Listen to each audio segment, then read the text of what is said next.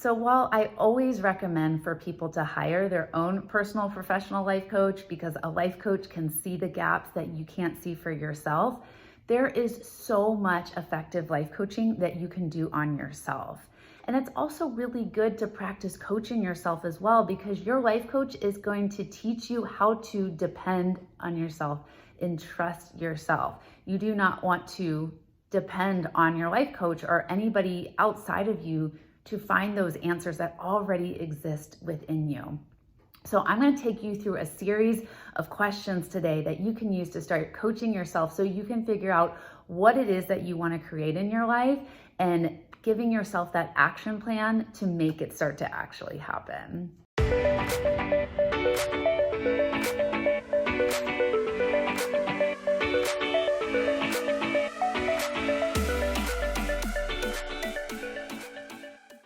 So I'm going to use an example in my personal life and professional life of a really big goal that I just hit. I decided that I was going to launch my own ICF accredited life coach training program this fall. And we just started 2 weeks ago. We had 11 students sign up, and I was able to successfully do it by my deadline. And I asked myself these set of questions to coach myself through the process. The first question you're going to want to ask yourself is, what do I want to achieve and by when? So before you can create anything in your life, you have to clearly define that vision and create a deadline around it. So I asked myself, what do I want to achieve?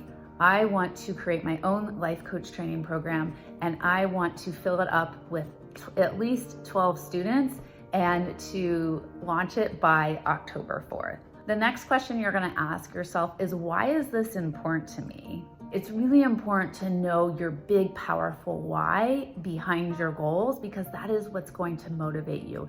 That is what is going to get you through those hard times when you're facing the obstacles and you feel like giving up. Always going back to your why and remember your why will really help to keep you motivated and moving forward. The next question you want to ask yourself is, what potential obstacles could I face? And when I asked myself that question, the obstacles that came up for me is fear and not believing in myself. And so I asked myself, well, what do I need to believe in order to successfully get this coach training program running?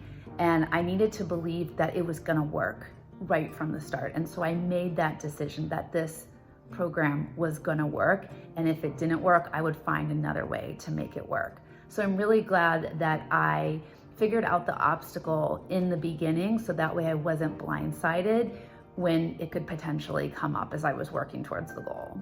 The next question you're going to ask is, who needs to be on your team? So people that could be on your team is a coach, a therapist, a mentor, your partner, your spouse, a sibling. So just who needs to be on your team to make this happen? So when I asked myself that question of who needs to be on my team, I decided that I wanted to hire a mentor who had already created a coach training program before me, so that way they could help me to potentially see mistakes that could happen, and then I could learn from their mistakes and not have to waste any time figuring it out on my own. Then you're going to ask yourself, what's the next action step I need to take? So you don't need to have the whole plan figured out. You don't need to figure out how to get to the top of the Mount Everest.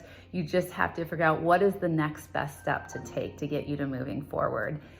For me at that time was hiring my mentor, and then after that it was getting a website up and running, so that way when I started to talk about the program, I could have information for people to look at and a way for them to sign up. The next question you're going to ask is, how can I hold myself accountable? Right? So you're saying, I want this thing, then how do we know that you're going to follow through and it's going to happen?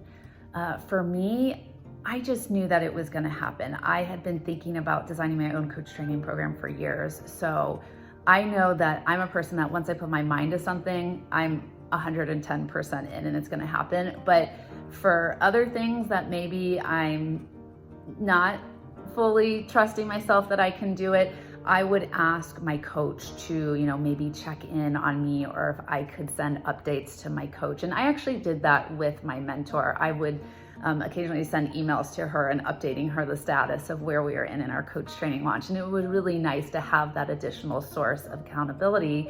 And that's actually the number one reason why people hire life coaches. But remember too, you can also practice holding yourself accountable. And a really good coach is going to teach you how to be accountable to yourself. Because remember, you're not going to be working with your coach forever. So you need to learn how to do these things for yourself too. And the final question you're going to ask yourself is, how will I celebrate when I accomplish this goal? Celebrating is often a step that gets skipped, and it's so important, because it's teaching our brain that we did something good and now we're rewarding it, and we want to continue doing that behavior in the future. So I'm going to celebrate with all of you right now. And even though I'm absolutely terrified of opening up champagne bottles, a past client gifted this to me for a successful launch. So let's go ahead and open it. Oh my goodness, I'm so scared. Woo! All right, there we go. I'm gonna pour ourselves a glass, and I made a mess here. Clean that up later, but so cheers to a successful life coach training launch for me, and cheers to you for becoming your own life coach and creating the life of your dreams.